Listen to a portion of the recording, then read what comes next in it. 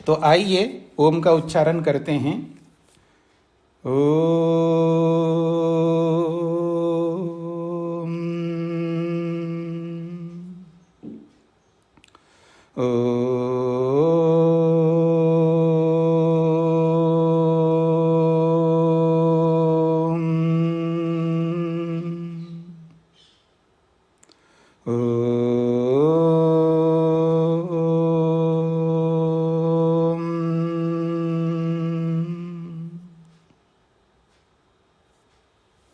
न्याय दर्शन की 215वीं कक्षा है।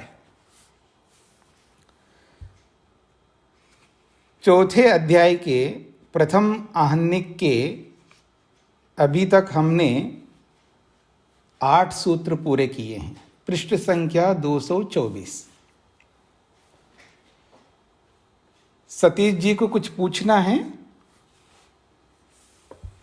आपने हाथ खड़ा किया है।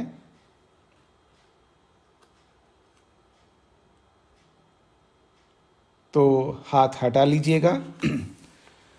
प्रसंग जो चल रहा है वो ये प्रसंग है, दोष, राग और द्वेष को ही दोष मानना चाहिए, मोह को राग द्वेष रूपी दोषों से अलग मानना चाहिए, वो दोष के अंतर्गत नहीं आएगा।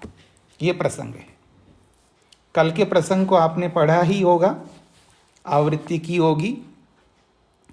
तो प्रश्नकर्ता ने कहा है, निमित्त नैमित्तक भावाद अर्थांतर भावो दोषेभ्यः। ये 7वां सूत्र है। प्रश्नकर्ता का कहना है दोनों में कार्य कारण भाव है, एक निमित्त है एक नैमित्तिक है। अर्थात एक कारण बन रहा है मोह, और उस कारण रूपी मोह से राग द्वेष उत्पन्न हो रहे हैं, वो नैमित्तिक हो गए हैं। तो दोनों में कार्य कारण भाव होने से दोषेभ्य अर्थांतर भावः, राग द्वेष रूपी दोषों से ये मोह अलग है, उसको दोषों में नहीं गिन सकते। ये प्रश्नकर्ता का कथन है। सिद्धांती ने 8वें सूत्र में स्पष्ट किया है, न, ऐसा बिल्कुल नहीं हो सकता। क्यों नहीं हो सकता? वो कहते हैं मोहस्य, मोह को दोष लक्षण अवरोधात, मोह को दोष के लक्षण के ही अंतर्गत आने से उसको अलग नहीं कह सकते। मोहस्य, मोह को दोष लक्षणावरोधात, दोष के लक्षण के ही अंतर्गत आने से मोह को अलग कैसे आप कह सकते हो? इसलिए न, मोह को दोषों से अलग नहीं कह सकते। क्यों? दोष लक्षण अवरोधात, दोष लक्षण के अंतर्गत आने से। सूत्रार्थ ऐसा बनेगा, मोहस्य, मोह को दोषों से अलग नहीं मान सकते। मोह को दोषों से अलग नहीं मान सकते, अर्थात मोह को दोषों में ही मानेंगे। क्यों? दोष लक्षण अवरोधात, दोष के लक्षण के ही अंतर्गत आने से। ऐसा ये सूत्रार्थ हो गया। तो दोष के लक्षण के अंतर्गत आता है, तो दोष का क्या लक्षण है? तो आप देखिएगा, प्रवर्तना लक्षणा दोषा, दोष उनको कहते हैं जो प्रवृत्ति स्वरूप वाले हैं, जिनसे प्रवृत्ति होती है, जिनसे हम कर्म करते हैं, जिनसे कर्म हम करते हैं, तो वो दोष कहलाता है। इत्यनेन दोष लक्षणेन अवरुध्यते दोषेषु मोह इति।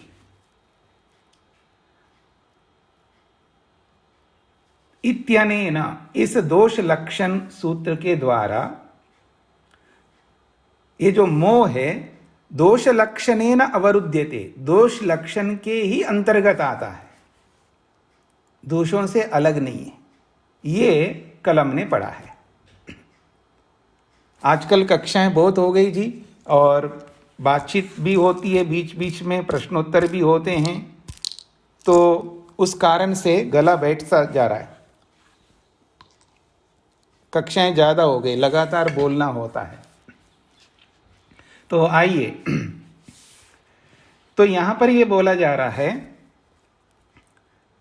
कि ये जो मोह है ये दोषों से अलग नहीं है, उसी के अंतर्गत आता है। उसने ये जो हेतु दिया था कार्य कारण भाव होने से, एक कारण है और राग द्वेष ये कार्य हैं, तो दोनों अलग अलग है, एक कारण के रूप में, कार्य के रूप में। इसलिए दोषों को अलग मानो और मोह को अलग मानो, दोषों के अंतर्गत नहीं आ सकता।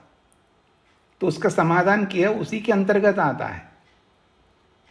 फिर भी समझ में नहीं आए उसको हमारे ये उत्तर, तो दूसरा सूत्र दे रहे हैं, 9वां सूत्र, इससे और स्पष्ट कर रहे हैं।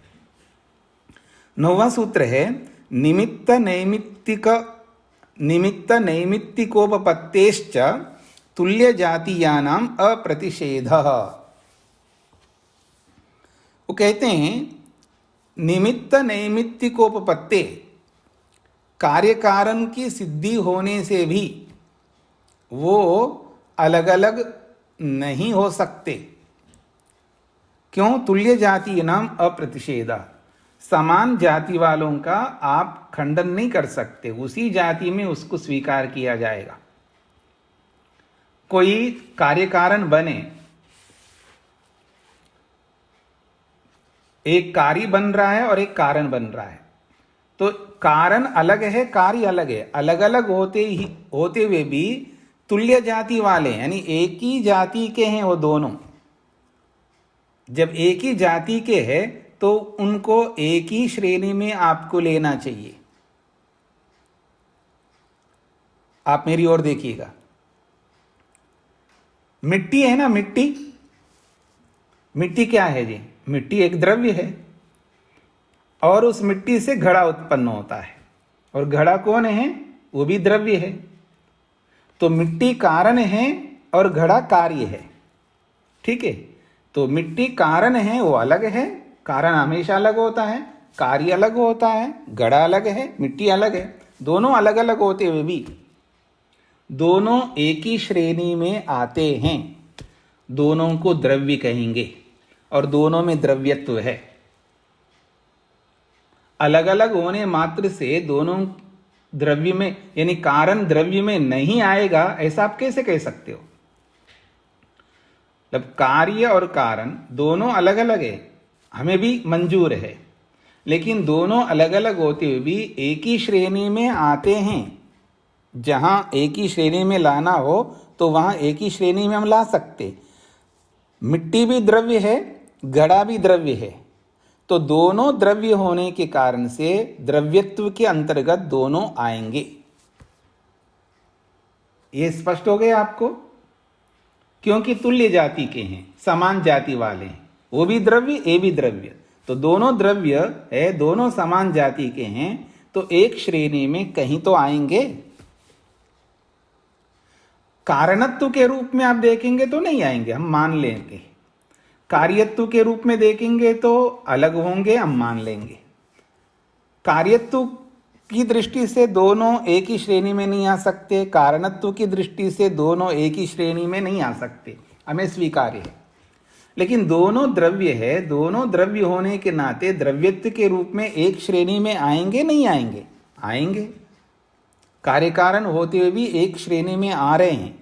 ठीक इसी प्रकार से अब राग द्वेष को देख लीजिएगा। राग और द्वेष ये दोष हैं, ठीक है ना? तो मोह भी दोष है, क्योंकि दोषत्व मोह में भी है, क्योंकि मोह अपने आप में दोषपूर्ण है ना।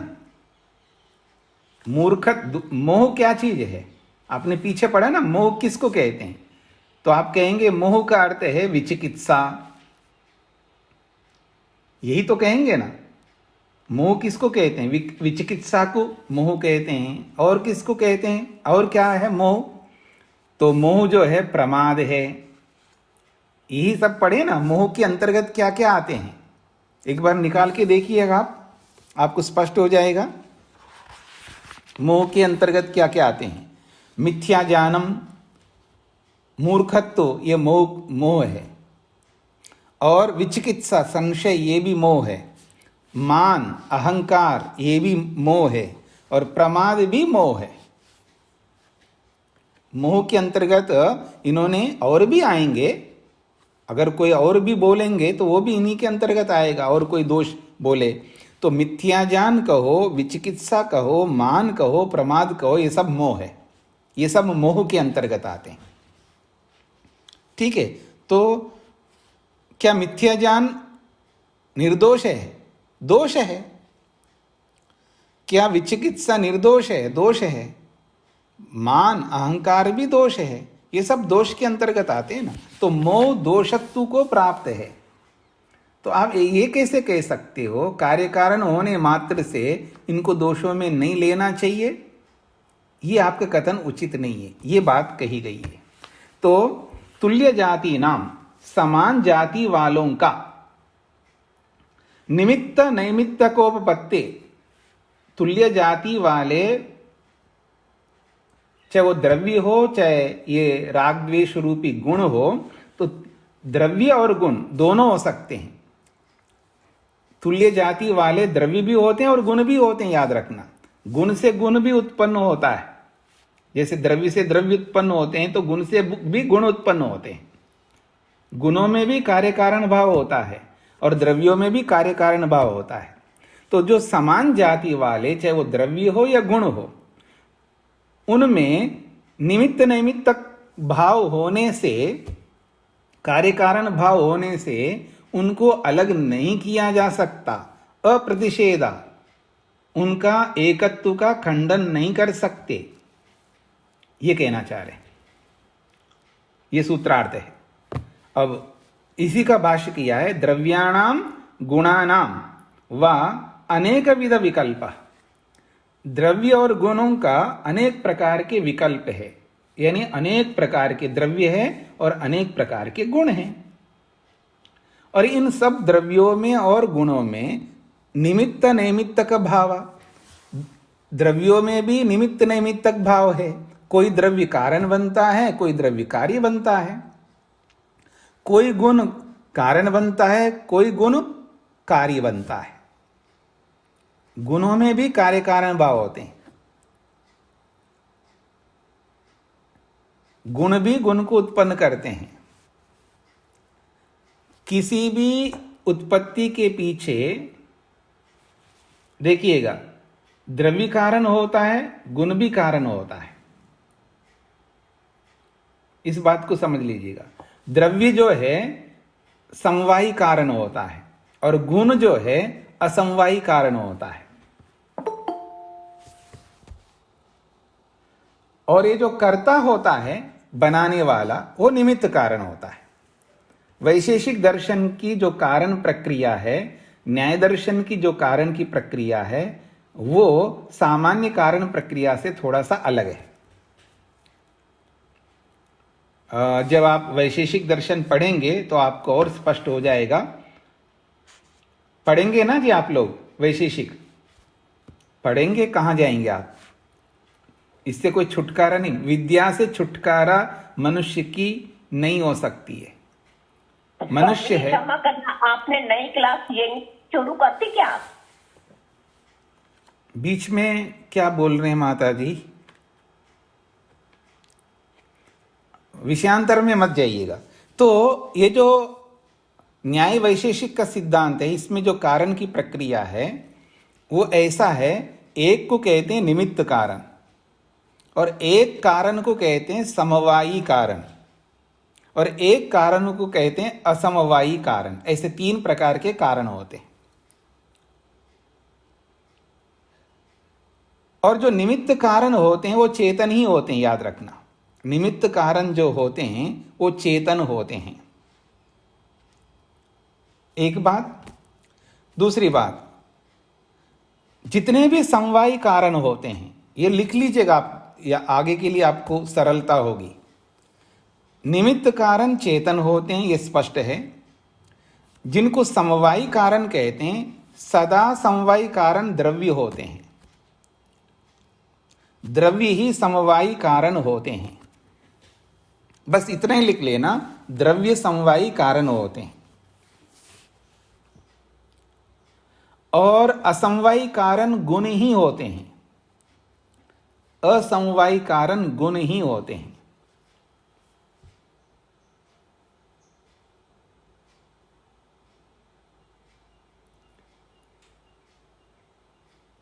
कर्म कोई कारण नहीं होता, कर्म किसी को उत्पन्न नहीं करता, वो तो स्वयं उत्पन्न होकर के नष्ट होता है। इसलिए कर्म जो है कारण नहीं बनता।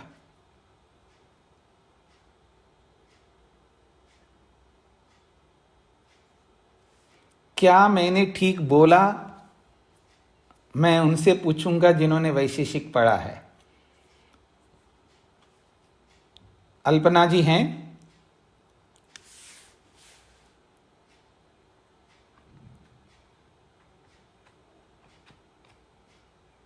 शायद ना हो जी।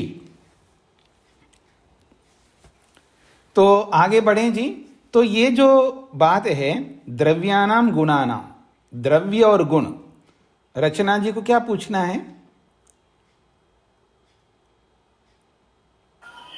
स्वामी जी, ये जो सूत्र है 9वां वाला, इसमें निमित्त नैमित्तिक ओपत्ते का क्या मतलब है? नहीं, नैमित्तिका उसको अलग कर दो और फिर उपपत्ति को अलग करो। संधि विच्छेद भी करना है ना आपको जी। उपपत्ते, जी जी। उपपत्ति का मतलब सिद्धि। सिद्धि, हाँ, ठीक है। उपपत्ति का मतलब है सिद्धि होने से। एक निमित्त के रूप में सिद्ध होता है, एक नैमित्तिक के रूप में सिद्ध होता है, एक कारण के रूप में और एक कार्य के रूप में सिद्ध होने से, ऐसा इसका अर्थ निकलता है। तो द्रव्यानाम गुणानाम, चाहे वो द्रव्य हो या गुण हो, ये अनेक विध विकल्प, अनेक प्रकार के द्रव्य हैं, अनेक प्रकार के गुण हैं। द्रव्यों से द्रव्यों की उत्पत्ति होती है और गुणों से गुणों की उत्पत्ति होती है। और द्रव्यों में द्रव्यों जैसे द्रव्य से द्रव्य उत्पन्न होता है तो दोनों तुल्य जाति वाले होंगे, मतलब वो भी द्रव्य, उत्पन्न होने वाला भी द्रव्य, तो दोनों तुल्य जाति वाले अर्थात समान जाति वाले। गुणों से गुणों की उत्पत्ति होती है तो वो गुण, उत्पन्न होने वाले भी गुण और उत्पन्न करने वाला भी गुण, वो भी समान जाति वाले हैं, तुल्य जाति वाले। तो तुल्य जाति वाले द्रव्य हो, तुल्य जाति वाले गुण हो, ये अनेक प्रकार के होते हैं।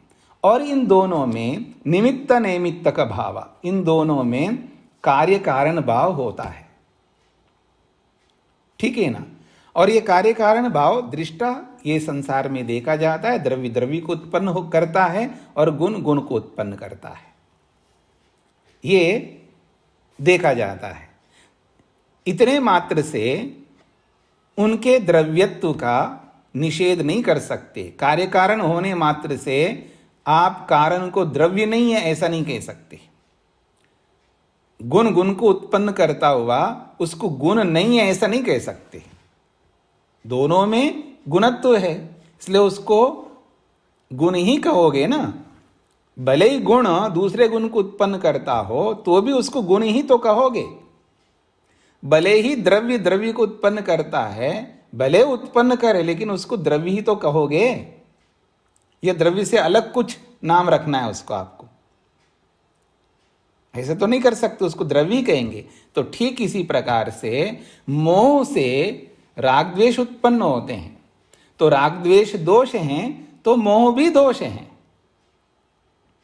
दोषत्व से उसको अलग नहीं कर सकते, ये बात कहिए। मतलब कारण बनने मात्र से उसको दोष ना कहा जाए, ये बात नहीं हो सकता। देखिए, राग भी दोष है, द्वेष भी दोष है और मोह भी दोष है, तीनों दोष हैं। बस एक दोष जो है किसी का कारण बन रहा है, कारण बनने मात्र से उसके दोषत्व को आप हटा नहीं सकते, ये कहना चाह रहे। ये बात स्पष्ट हो गई आप सबको? बस यहां इतनी बात कहिए। इससे यह सिद्ध कर दिया है कि राग द्वेष के साथ साथ मोह भी दोष कहलाएगा, उसको दोषत्व से अलग नहीं कर सकते हो आप।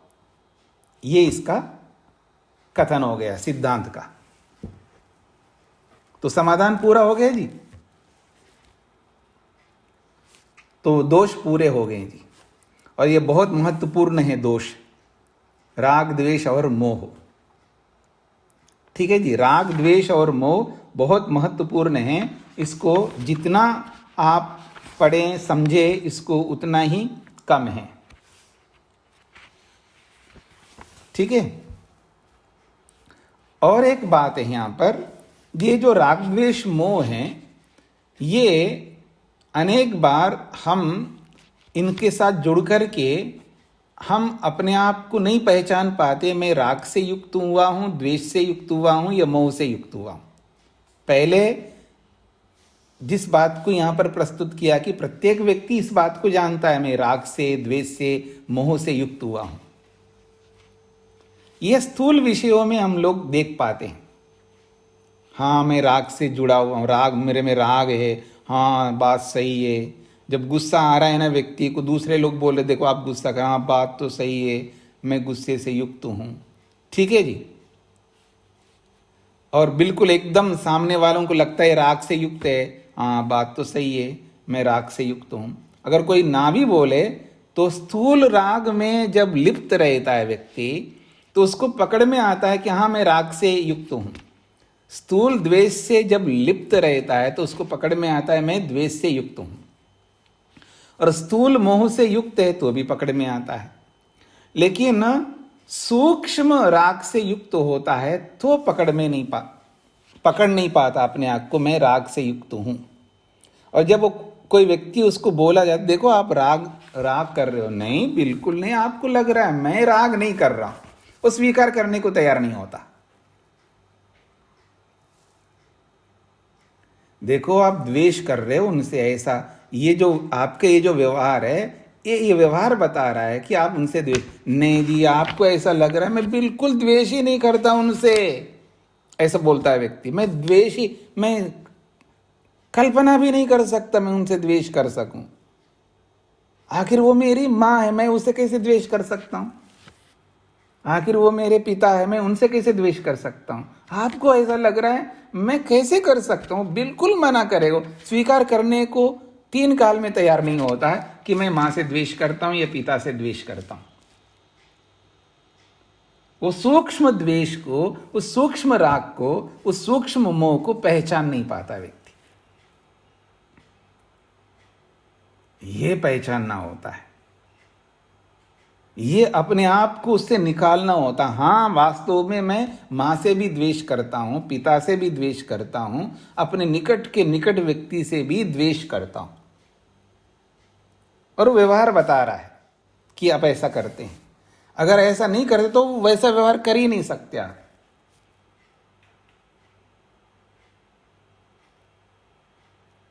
तो वो सूक्ष्म द्वेषों को, सूक्ष्म रागों को, सूक्ष्म मोहों को पकड़ करके अपने जीवन से निकालने का यत्न करते रहना होगा, तब जाकर के हमारे अंदर वो भाव आएंगे जो वैराग्य के। तो आगे बढ़ेंगे। हाँ जी पूछिएगा वेद प्रिया जी, क्या पूछना है? स्वामी जी कैसे पकड़ेंगे सूक्ष्म दोषों को?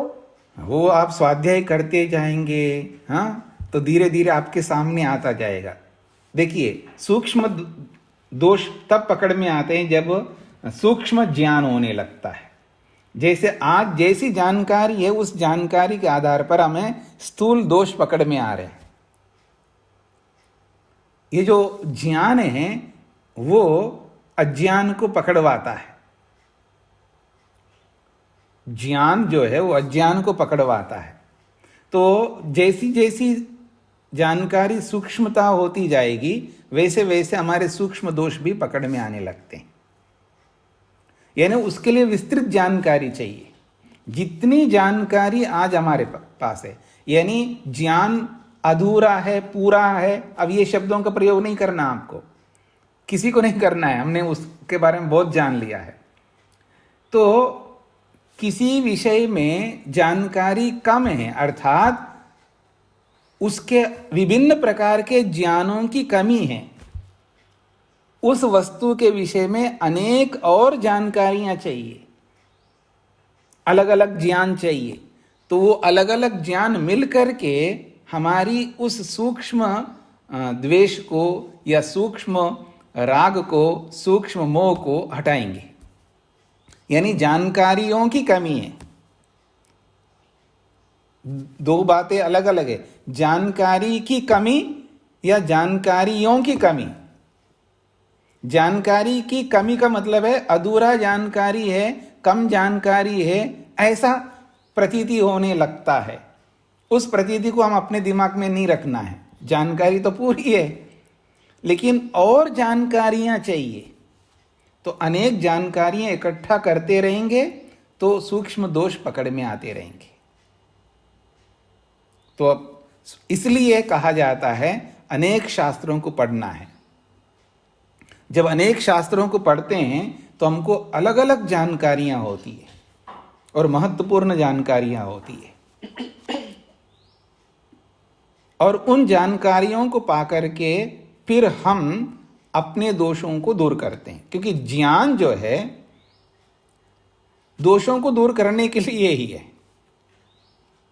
वास्तव में जो जानकारी हम एकत्रित करते हैं, ये जानकारी जो है दोषों को दूर करने के लिए है।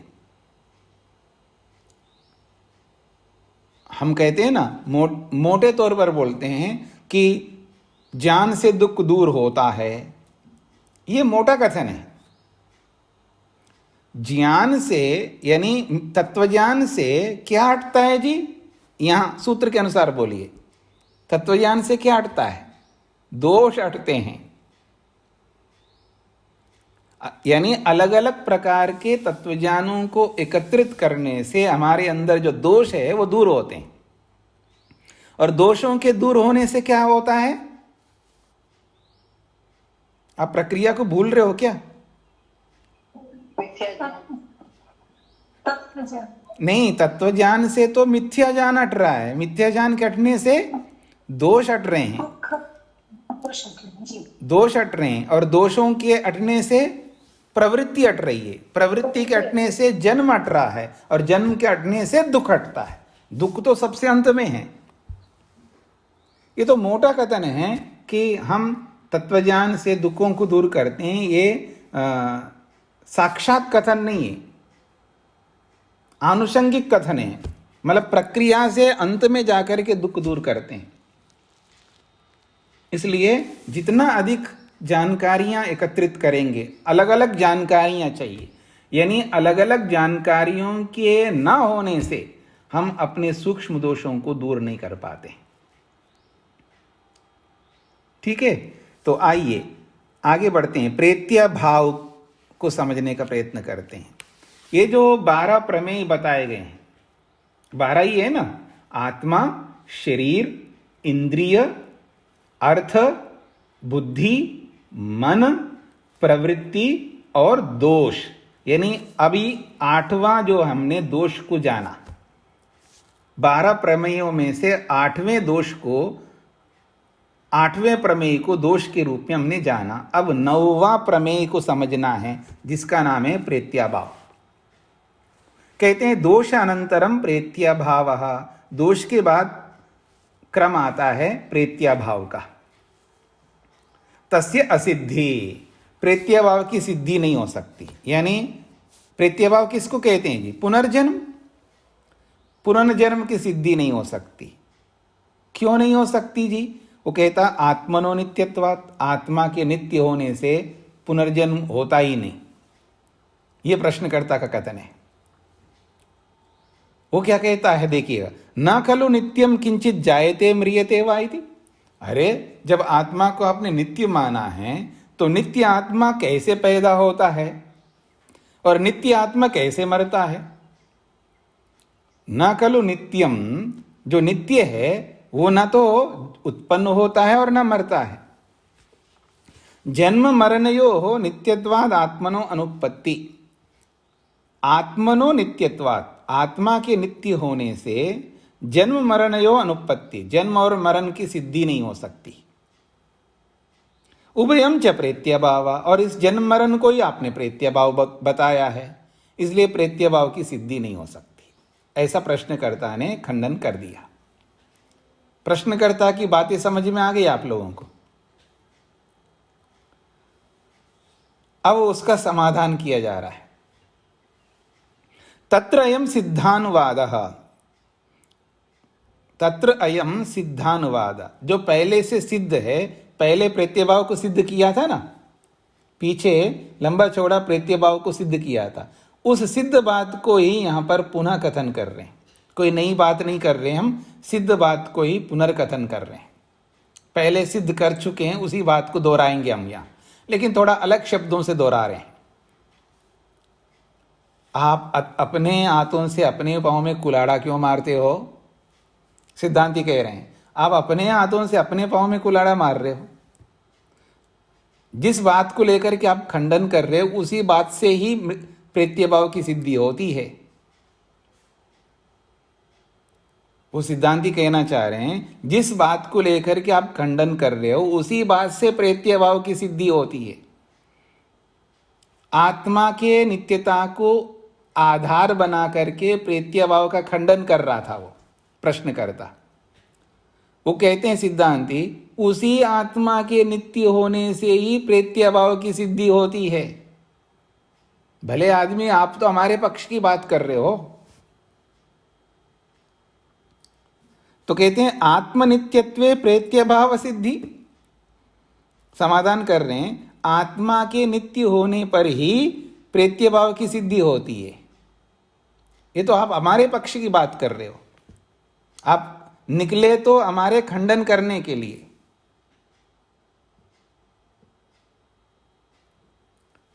निकले हमारे खंडन करने के लिए, ठीक है जी। चौबे निकले छब्बे बनने के लिए, दुब्बे रह करके रह गया, ठीक है जी। ये कहावत सुना है आपने? चौबे जो है, हाँ, वो छब्बे बनने के लिए निकला था और वो दुब्बे बन करके लौट आया है, वो वाली स्थिति है, ठीक है। तो आपने जो हेतु बना करके हमारा खंडन किया है, उसी हेतु से प्रत्ययभाव की सिद्धि होती है। तो कहते हैं नित्य अयम आत्मा, आत्मा तो नित्य है, आप भी स्वीकार कर रहे हो। पर ये जो प्रैति, ये जो मरना है ना, प्रैति का मतलब मरना, ये मरना क्या होता है ये आप नहीं समझ पाए, इसलिए आप हमारा खंडन करने निकले। प्रैति का मतलब है पूर्व शरीरम जहाति। प्रैति का अर्थ, मृत्यु का अर्थ है पूर्व शरीरम जहाति। पूर्व शरीरम का मतलब है ये जो वर्तमान शरीर है हमारा, जिस शरीर में हम लोग रह रहे हैं, हम इस शरीर को छोड़ते हैं। इसी को म्रियते, मरना बोला जाता है। मरना जो बोला जा रहा है, ये आत्मा का मरना थोड़ा बोला जा रहा है। मरना जो बोला जा रहा है, ये शरीर को आत्मा ने छोड़ दिया, ये इसका अर्थ है मरना। आत्मा ने शरीर को छोड़ दिया है, इसी कथन को मरना बोला जा रहा है। फिर काय को रो रहे हो आप? आत्मा थोड़ा मरा है, आपका रोना तो बंद नहीं सकता। केवल आत्मा ने शरीर को त्याग किया है। अब त्याग तो करना ही पड़ेगा ना, पकड़ा है तो त्याग करना पड़ेगा, पकड़ा है तो छोड़ना होगा। जो पकड़ता है उसको छोड़ना पड़ता है, याद रखना, ठीक है। तो कह रहे हैं प्रैति का मतलब है पूर्व शरीरम जहाति, पहले वाले शरीर को छोड़ता है, इसी को म्रियते कहते हैं। आप में से किसी ने माइक खोल के रखा है, उसको बंद करके रखिएगा। कहते हैं प्रेत्य पूर्व शरीरम हित्वा। प्रेत्य का मतलब मर करके, अर्थात पूर्व शरीर को छोड़ करके। प्रेत्य शब्द का अर्थ है पूर्व शरीरम हित्वा, पहले वाले शरीर को छोड़ करके, ऐसा अर्थ है प्रेत्य का। फिर भवति, भवति का अर्थ होता है जायते। भवति का मतलब है उत्पन्न होता है। अरे क्या उत्पन्न होता है? आत्मा थोड़ा उत्पन्न होता है जिसको लेकर के आप परेशान हो रहे हो। तो जायते का मतलब क्या है? तो कह रहे हैं शरीरांतरम उपादत्ते इति, दूसरे शरीर को प्राप्त होना ही उत्पन्न होना है। शरीरांतरम उपादत्ते, दूसरे शरीर को प्राप्त होता है, इसी को जायते, उत्पन्न होना कहते हैं। तच्च एतद उभयम, ये दोनों, इन दोनों को ही पुनरुत्पत्ति कहते हैं, इसी को प्रेत्य भाव कहते हैं। तो इस प्रेत्य भाव की सिद्धि आत्मा के नित्य होने के कारण से हो रही है। प्रेत्य भाव की सिद्धि आत्मा के नित्य होने के कारण से हो रही। आत्मा नित्य है, आत्मा बना रहता है, तो बने हुए आत्मा का ही शरीर छूट रहा है, फिर भी वो बना रहता है। और बने हुए आत्मा, बने हुए का मतलब है विद्यमान, विद्यमान आत्मा के साथ शरीर का छूटना हो रहा है और उसी विद्यमान आत्मा के साथ शरीर का जुड़ना हो रहा है। यानी विद्यमान आत्मा के साथ शरीर का संपर्क हो रहा है, विद्यमान आत्मा के साथ शरीर का वियोग हो रहा है। और तो शरीर का संपर्क होना, शरीर का वियोग होना, यही तो प्रेत्य भाव है। तो आत्मा तो नित्य है, नित्य आत्मा के साथ ही ये जुड़ना और हटना सिद्ध होता है। अगर आत्मा नित्य ना हो फिर ये जुड़ना और हटना सिद्ध नहीं हो सकता। तो आत्मा के नित्य होने के कारण से ही ये प्रेत्य भाव यानी पुनरुत्पत्ति सिद्ध होती है। ये सिद्धांति ने स्पष्ट किया है। तो पुनरुत्पत्ति प्रेत्य भाव, इस सूत्र में हमने उक्तम कह ही दिया था इस बात को। प्रेत्य भाव का क्या अर्थ है, इस बात को हमने पुनरुत्पत्ति प्रेत्य भाव इस सूत्र में स्पष्ट कर दिया था। क्या स्पष्ट कर दिया था? पूर्व शरीरम हित्वा शरीरांतरोपादानम प्रेत्य भाव इति, ये कहा था हमने। पूर्व शरीर को छोड़ करके दूसरे शरीर को प्राप्त करना ही प्रेत्य भाव है, ऐसा हमने कहा था। तो ऐसा जो प्राप्त करता है वो ही करता है जो नित्य होगा। प्राप्त करने वाला अनित्य होता ऐसे कभी नहीं कर सकता। पूर्व शरीर को छोड़ करके नए शरीर को वही प्राप्त करता है जो नित्य होता है। अगर अनित्य होगा तो पूर्व शरीर को जो छोड़ रहा है तो छोड़ने वाला भी समाप्त हो गया। अब नए शरीर को जो प्राप्त कर रहा है, प्राप्त करने वाला भी नया होगा। स्पष्ट हो रहा है आप लोगों को? अगर आत्मा को थोड़ी देर के लिए, थोड़ी देर का मतलब यूं कहो, आप थोड़ी देर के लिए नहीं बोलूंगा, अभ्युपगम सिद्धांत से, सिद्धांत को आपने पढ़ा है ना, अभ्युपगम सिद्धांत से आत्मा को अनित्य मान लीजिएगा तो आत्मा अनित्य है, अर्थात आत्मा समाप्त होता है। तो मर गया, कोई आदमी मर गया अर्थात आत्मा नष्ट हो गया, यही हुआ। अर्थात आत्मा ने शरीर छोड़ दिया तो आत्मा ने शरीर छोड़ दिया क्या? आत्मा भी मर गया, शरीर भी मर गया। अब शरीर उत्पन्न हुआ का मतलब है शरीर भी उत्पन्न हुआ और नया आत्मा उत्पन्न हुआ। अब ये जो जन्म हुआ है, इस जन्म में जो आत्मा आया है ये नया है, पहले नहीं था।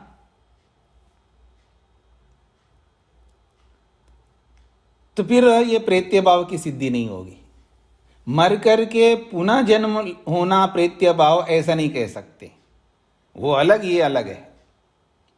हर बार जो जन्म हो रहा है वो नया ही हो रहा है और जो जो मृत्यु हो रहा है वो भी नया ही है। पहली बार उसने वो मृत्यु को प्राप्त हुआ, पीछे भी मृत्यु को प्राप्त हुआ, अब भी मृत्यु को प्राप्त हुआ, ऐसा नहीं है। आज जो मृत्यु जिसकी हो गई उसकी पहली बार हुई है, पहले कभी नहीं हुई है। और जो जन्म हुआ है उसका भी पहली बार जन्म हुआ, पहले हुआ था अब दोबारा हो रहा है, ऐसा नहीं है। ये बात स्पष्ट हो रहा है? देखो, आपने उस सिद्धांत को दिमाग में नहीं रखा है ना, अभ्युपगम सिद्धांत को। आत्मा को क्या मान करके चल रहे हैं? अनित्य मान करके चल रहे हैं। जब आत्मा अनित्य है तो आत्मा है ही नहीं है, मर गए तो मर गया। अब जो भी पैदा हो रहा है वो नया है, तो दोबारा पैदा हुआ ये कैसे कह सकते हैं आप? दोबारा पैदा हुआ उसी को कह सकते हैं जो मरा ना हो, वो तो मर गया आपके सिद्धांत में। तो अब दोबारा उत्पन्न हुआ, मर करके दोबारा उत्पन्न हुआ, इसकी सिद्धि नहीं हो सकती यदि आप आत्मा को अनित्य मानते हैं तो। ये आप लोगों को स्पष्ट हो गया सभी को? मेरे को लगता है मधु जी को स्पष्ट नहीं हुआ। स्वामी जी स्पष्ट हो गया, नमस्ते जी। स्पष्ट तो हो गया पूर्व पक्षी का ये, पर वो तो उस बात पे अड़ ही रहा है ना कि जब अनित्य मान लिया उसने आत्मा को, तो उसको कोई फर्क नहीं पड़ता कि आत्मा का पहला ही जन्म, वो किस बात से ये जाएगा कि पुनर्जन्म हो रहा है। आप इधर उधर पटरी से उतर रहे हो, नहीं, इधर उधर की बात मत करिएगा। उसने ये कहा था कि प्रेत्य भाव की सिद्धि नहीं हो सकती, उसका ये सिद्धांत है। क्या सिद्धांत है? प्रेत्य भाव की सिद्धि नहीं हो सकती, ये सिद्धांत है। क्यों ऐसा सिद्धांत बनाया? क्योंकि आत्मा नित्य है। जब आत्मा नित्य है, न तो वो मरता है और न जन्मता है, तो ये प्रेत्य भाव कहां से आ गया? ऐसा उसका सिद्धांत है। उसके अपने सिद्धांत को रख दिया उसने, उसको आपने पढ़ लिया। अब उस सिद्धांत को सामने रखते हुए सिद्धांती कहते हैं जो आपने जो सिद्धांत रखा है उसी सिद्धांत के आधार पर ही प्रेत्य भाव की सिद्धि होती है। जो आपने सिद्धांत रखा है जिस सिद्धांत को रखते हुए आप प्रेत्य भाव का खंडन कर रहे हो, उसी सिद्धांत को रखते हुए प्रेत्य भाव की सिद्धि होती है। अगर उस सिद्धांत को नहीं मानोगे तो फिर क्या सिद्धांत निकलेगा? आत्मा को नित्य ना मानो तो क्या सिद्धांत निकल के आएगा? आत्मा अनित्य है, यह सिद्धांत निकल के है। तो मान करके चलिए आत्मा अनित्य है तो क्या होगा? प्रेत्य भाव की सिद्धि नहीं होगी, ये होगा। ये कहना चाहते हैं सिद्धांत। हाँ जी मधु जी, स्पष्ट हो गया? जी जी जी, धन्यवाद। तो अब इधर उधर की बातों में हमको कहाँ जाना है? ठीक है, स्पष्ट हो गया सब लोगों को? आगे देखिएगा। तो कह रहे हैं ये जो प्रेत्य भाव के बारे में हमने पीछे कह दिया था, वो क्या है प्रेत्य भाव? तो कहते पूर्व शरीरम इत्वा शरीरांतरोपादानम प्रेत्य भाव तच्च एतद नित्यत्वे संभवति इति। ये जो बात कही हमने पीछे, ये तभी संभव हो सकता है जब आत्मा को नित्य मानोगे। अगर आत्मा को नित्य नहीं मानोगे तो ये प्रेत्य भाव संभव ही नहीं होगा। स्पष्ट हो गया? यस्य तु सत्वोत्पादः सत्वनिरोधः प्रेत्य भाव।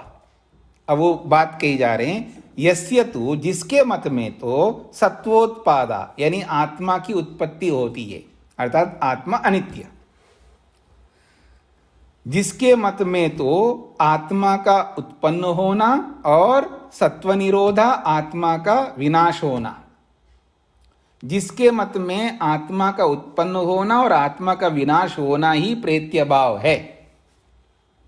जिसके मत में, तस्या उसके मत में एक बहुत बड़ा दोष आएगा। कृतहानम अकृत अभ्यागमश्च दोषः आपतति। उसके मत में कृतहानम और अकृत अभ्यागम वाला दोष आएगा।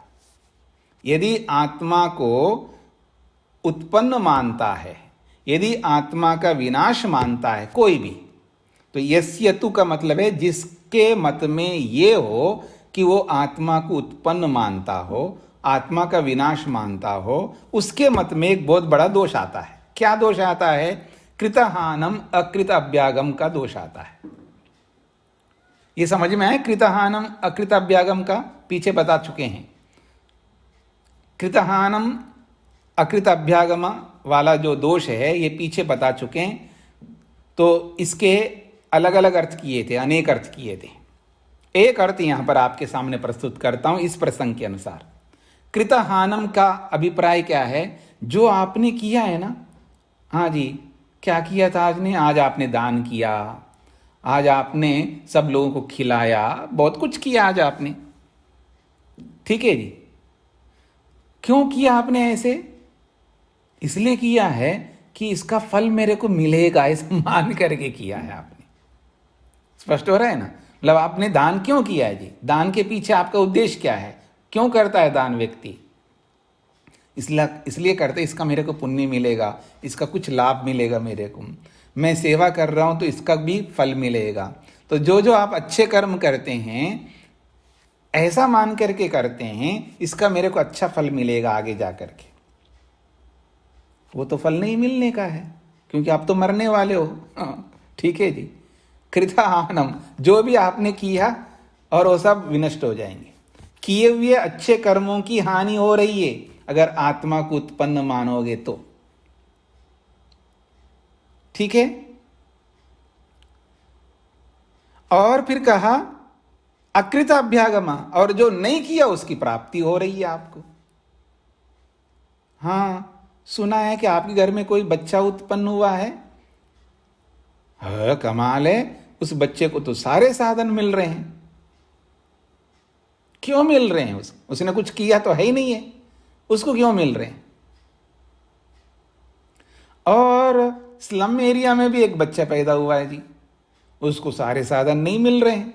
न अच्छा हॉस्पिटल मिल रहा है, ना अच्छा दाई मिल रही है उसको, ना सारे उसके पास औषधि आदि जो भी साधन चाहिए, कुछ नहीं मिल रहे उसको, परेशानी हो रही है उसको ऐसा क्यों मिल रहा है? उसके पीछे का कुछ है ही नहीं है, तो ये दुख क्यों मिल रहा है? अकृत अभ्यागम, जो नहीं किया फिर भी दुख मिल रहा है। इसने कुछ ऐसा किया नहीं फिर भी उसको ये सुख मिल रहा है।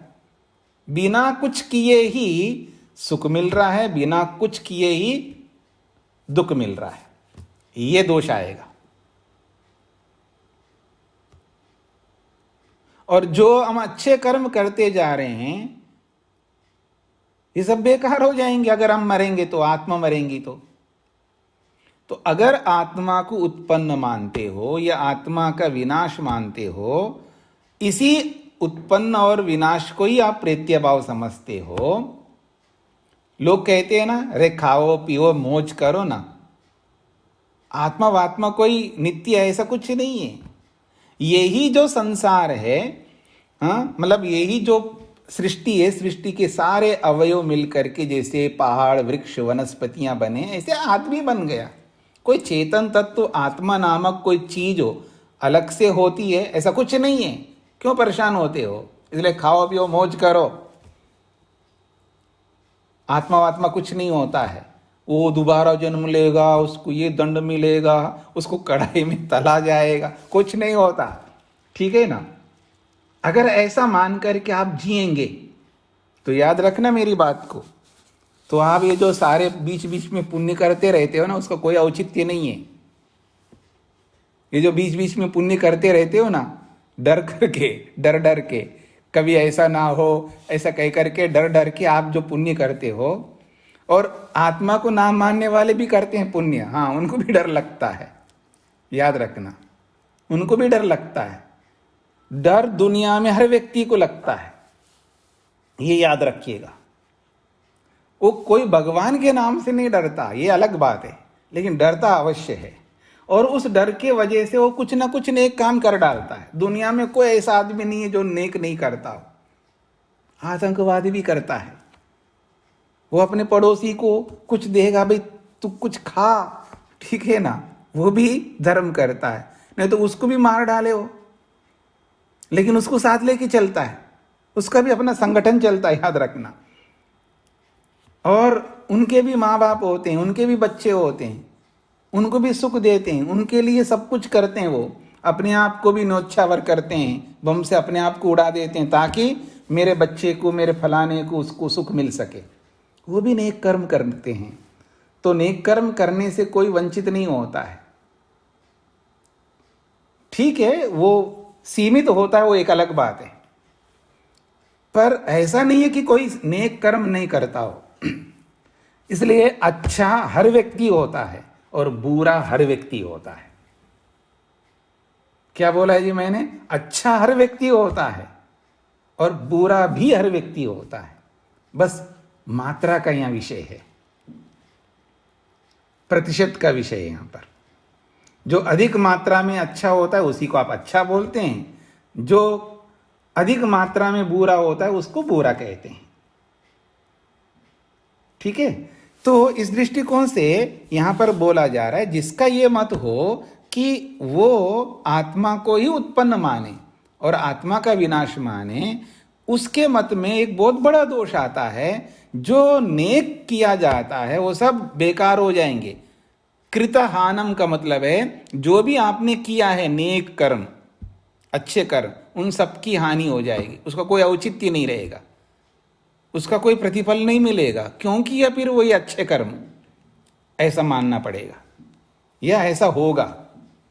फिर कहा अकृत अभ्यागम, जो आपने किया ही नहीं है फिर भी आपको मिलेगा वो, ये बड़ा दोष आएगा।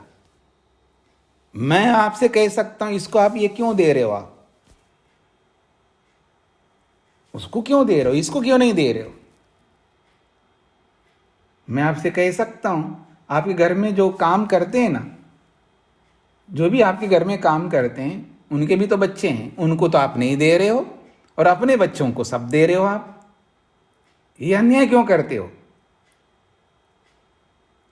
उन्होंने कुछ किया ही नहीं है ना, आपके बच्चे, उनको क्यों दे रहे हो ये सब कुछ और इनको क्यों नहीं दे रहे हो।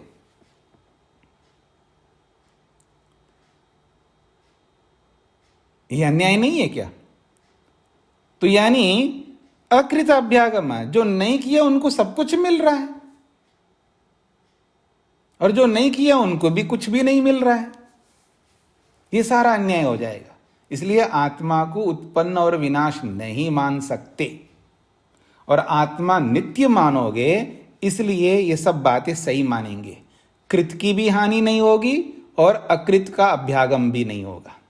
आपने जो भी अच्छे नेक किए हैं उनकी कोई हानि नहीं होगी। इसलिए सिद्धांत बनाया है किए हुए कर्म कभी निष्फल नहीं होते, आपको जरूर फल देंगे आगे। छोड़ता नहीं भगवान कभी किसी को, वो न्यायकारी है। और जो हमने नहीं किया हमें कुछ नहीं देगा भगवान, किया ही नहीं तो क्यों देगा। अकृत अभ्यागम नहीं होगा, हाँ, कोई कृपा नहीं होगी इस तरह का। आपने कोई कर्म नहीं किया और आपको भगवान कृपा करके कुछ दे दे, ऐसा नहीं करता। ये याद रखना, उसकी कृपा को, उसके न्याय को न समझने के कारण से ये जो अत्याशा लेकर के हम भगवान के सामने पेश होते हैं वो सब हमको रोकना होगा। ठीक है जी। तो इसलिए बोला गया है कृतहानम अकृत अभ्यागमश्च दोष, ये बहुत बड़ा दोष आएगा। उच्छेद हेतुवादे ऋषि उपदेशाश्च अनर्थका इति। उच्छेद हेतुवादे, यदि आत्मा का उच्छेद वाद को स्वीकार करते हैं, यानी आत्मा के विनाश होने वाले इस मत को स्वीकार करते हैं, तो ऋषि उपदेशाह, ऋषियों के जितने भी उपदेश है वो सब अनर्थका, बेकार हो जाएंगे। स्पष्ट हो गए जी। उच्छेद हेतुवादे, उच्छेद का मतलब है किसका उच्छेद, उच्छेद का अर्थ होता है विनाश। विनाश रूपी हेतुवाद को, यानी विनाश रूपी कारणवाद को स्वीकार करेंगे। आत्मा का विनाश स्वीकार करने वाला जो मत है उसको स्वीकार करेंगे, तो ऋषि उपदेशा, ऋषियों के जितने भी उपदेश हैं अनर्थक, वो बेकार हो जाएंगे, उनका कोई औचित्य नहीं होगा। स्वर्ग कामो ये जेता, स्वर्ग की इच्छा करने के लिए ऐसा करो, हाँ, और ऐसे कर्म करने से आपको ये फल मिलता है, ये करने से ये होता है, आपको अभ्युदय मिलेगा, आपको निःश्रेयस मिलेगा, ऐसे बहुत सारे उपदेश है, सब बेकार हो जाएंगे यदि आत्मा का विनाश मानते हैं तो। इसलिए आत्मा का विनाश नहीं होता और ना अकृत अभ्यागम दोष आएगा। आज हमें जो भी प्राप्त हो रहा है, देखिएगा, आप वेद को मानो या ना मानो, हाँ, ऋषियों को मानो ना मानो, लेकिन आप इस बात को देखिएगा, जो प्रत्यक्ष को तो स्वीकार करना पड़ेगा आपको कि किसी को सब कुछ मिल रहा है, किसी को सब कुछ नहीं मिल रहा है।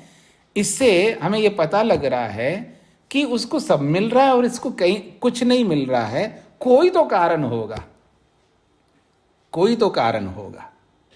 भले वेद को मत मानो आप, भले ही आप ऋषियों को मत मानो, भले ही आप इन शास्त्रों को मत मानो, लेकिन ये जो प्रत्यक्ष को कैसे नकार सकते हैं आप। इस प्रत्यक्ष से पता लगता है इसके पीछे कोई ना कोई कारण है, और वही कारण हमको आत्मा की नित्यता की ओर ले जाएगा। आत्मा समाप्त नहीं होगा, इसको सिद्ध कराएगा यही वेद। ठीक है जी। तो ये है, आत्मा को नित्य मानने पर ही पुनर्जन्म सिद्ध होता है। किसने देख ला अगले जन्म को, बोलते हैं ना लोग, किसने देखा अगले जन्म को, मैं नहीं मानता। अरे भले आदमी, आपको मानना होगा, अब अस्वीकार नहीं कर सकते, आपको मानना ही होगा। ये बातें सब बताई गई, ठीक है जी। बस इतनी सी बात है, हमें उसको समझाना नहीं आता है, ना मानने वालों को समझाना नहीं आता, इसलिए हमें परेशानी होती है। और समझाना अगर सीखना है, किसी को भी समझाना सीखना है, तो ये न्याय दर्शन है, ये समझा देगा। अब आप लोगों को अभी तो अंतिम दौर में आ गए जी, हम चौथे अध्याय में आ गए। अब तो आपको समझ में आ रहा होगा कि ये न्याय दर्शन जो है हमको बहुत कुछ सिखा सकता है। ये न्याय दर्शन से मेरे को व्यवहार आ जाएगा, या न्याय दर्शन से मैं किसी को भी समझा सकता हूँ, या किसी की बात को समझ सकता हूँ, किसी के प्रस्तुतिकरण को समझ सकता हूँ, ये किसी के सामने मैं बखूबी से अच्छा प्रस्तुतिकरण दे सकता हूँ। ये पकड़ में आ गए ना आप लोगों को न्याय दर्शन। और ये भी समझ में आता है कि सामने वाले कैसे कैसे दोष करता है, उनके दोषों को भी पकड़ सकता हूँ, और स्वयं के दोषों को भी पकड़ सकता हूँ। तो बहुत कुछ सिखाएगा जी न्याय दर्शन। चलिए, तो इसको यहीं पर विराम देते हैं जी। ओम